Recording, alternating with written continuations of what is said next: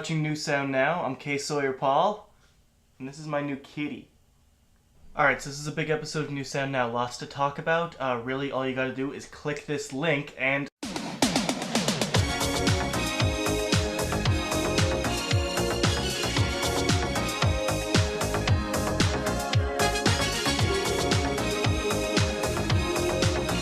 Ha! I rickrolled you guys.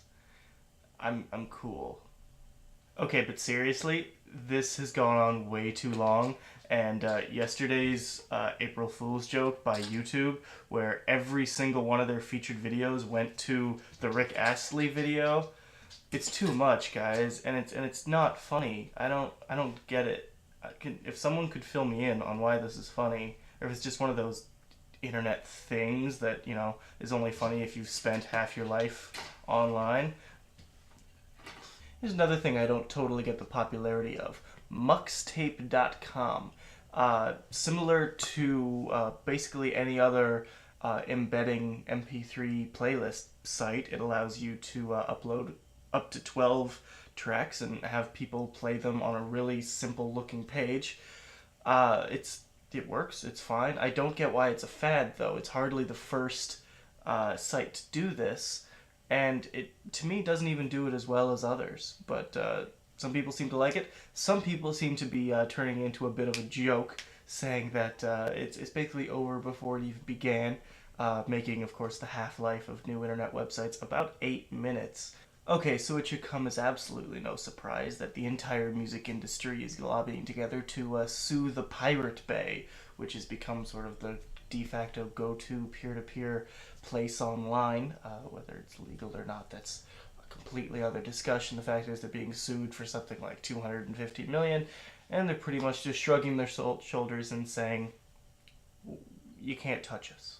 Now, I would argue that they could touch them and could put them out of business relatively easily, but you know what? I don't care. I'm not particularly going to defend the big corporate music industry, especially when I hear things like the fact that Sony BMG has been caught and might go to court for having pirated programming on their computers in their main office.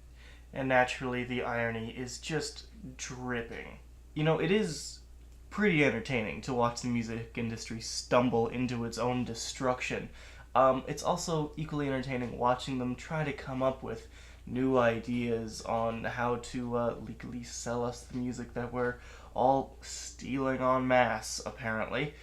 One new idea they have is to sell you the music that is being played while you're playing Grand Theft Auto 4. Apparently you will be able to select and download that new Yellow Card single at the same time as you're murdering that hooker. I'm sorry, I couldn't resist that one.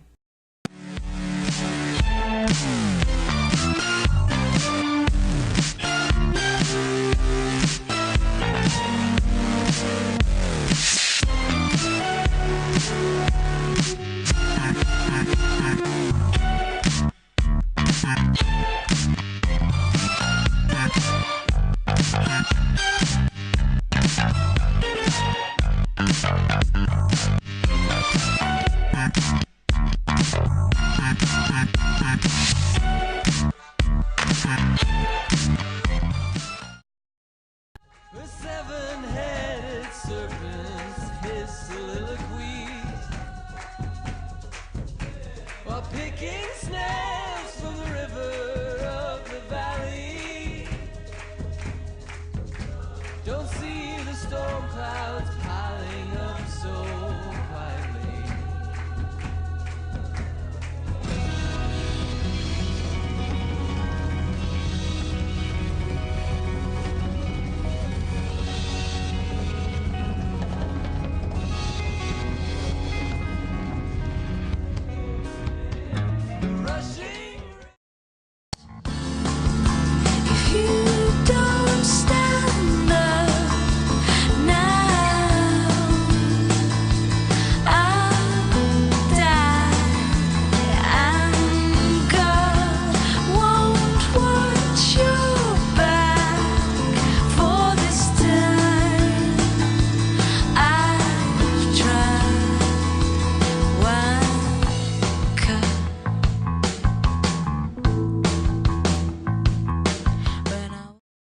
for the most part, being a fan of music or subscribing to a certain lifestyle because of the kind of music you like is usually a positive experience.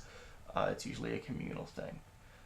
It doesn't usually lead to assault, whether it be verbal or physical. It's generally not something that that hurts people, right? So I have to say I was kind of shocked when I read last week that there was a riot and there were several physical assaults laid on kids who had identified themselves as emo in Mexico. Take a look at this.